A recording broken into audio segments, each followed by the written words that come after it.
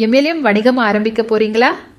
அப்போ இந்த 10 ஸ்டெப்ஸை கண்டிப்பாக ஃபாலோ பண்ணுங்க. ஸ்டெப் 1, எம்எல்எம் இண்டஸ்ட்ரியை புரிந்து கொள்ளுங்கள். லீகல் ரிக்குவயர்மெண்ட்ஸ் மற்றும் மார்க்கெட் டிமாண்டை அனலைஸ் பண்ணுங்கள். ஸ்டெப் 2, உயர்தரமான ப்ராடக்ட்ஸ் அல்லது சர்வீசஸ்கை தேர்ந்தெடுங்க. இது உங்கள் டார்கெட் ஆடியன்ஸ்க்கு பிடிக்கணும். நெக்ஸ்ட், உங்கள் வணிக இலக்குகள், இழப்பீடு திட்டம், மார்க்கெட்டிங் ஸ்ட்ராட்டஜிஸ் மற்றும் நிதி கணிப்புகள் பிளான் பண்ணுங்க. ஸ்டெப் 4, உங்கள் பிஸ்னஸை ரெஜிஸ்டர் பண்ணுங்க. நெசசரி லைசன்சஸ் வாங்குங்க. எம்எல்எம் ரெகுலேஷன்ஸை ஃபாலோ பண்ணுங்க. அடுத்த ஸ்டெப், நம்பகமான சப்ளையர்ஸை தேர்ந்தெடுங்க. உயர்தரமான ப்ராடக்ட்ஸை ஆஃபர் பண்ணுங்க. ஸ்டெப் 6, நியாயமான மற்றும் கவர்ச்சிகரமான இழப்பீடு திட்டத்தை டிசைன் பண்ணுங்க. டிஸ்ட்ரிபியூட்டர்ஸ்க்கு ரிவார்ட்ஸ் கொடுங்க.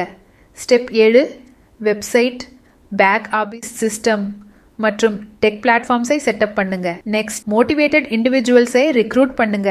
அவங்களுக்கு உங்கள் ப்ராடக்ட்ஸை ப்ரொமோட் பண்ண சொல்லுங்க. அடுத்து, டிஸ்ட்ரிபியூட்டர்ஸ்க்கு ப்ராப்பர் ட்ரைனிங் மற்றும் சப்போர்ட்டை கொடுங்க. அவங்க சக்சஸாக ஹெல்ப் பண்ணுங்க. லாஸ்ட் ஸ்டெப், உங்கள் எம்எல்எம் வணிகம் ஸ்ட்ராங் மார்க்கெட்டிங் கேம்பெயினை வச்சு லான்ச் பண்ணுங்க. கஸ்டமர்ஸ் மற்றும் டிஸ்ட்ரிபியூட்டர்ஸை அட்ராக்ட் பண்ணுங்க. உங்கள் எம்எல்எம் வணிகம் ஸ்ட்ராங் மார்க்கெட்டிங் கேம்பெயினை வச்சு லான்ச் பண்ணுங்க. இது மாதிரியான மேலும் பல தகவல்களை பெற மற்றும் உங்களுக்கு எம்எல்எம் சாஃப்ட்வேர் தேவைப்பட்டால் கீழே தெரியிற நம்பருக்கு கான்டாக்ட் பண்ணுங்க.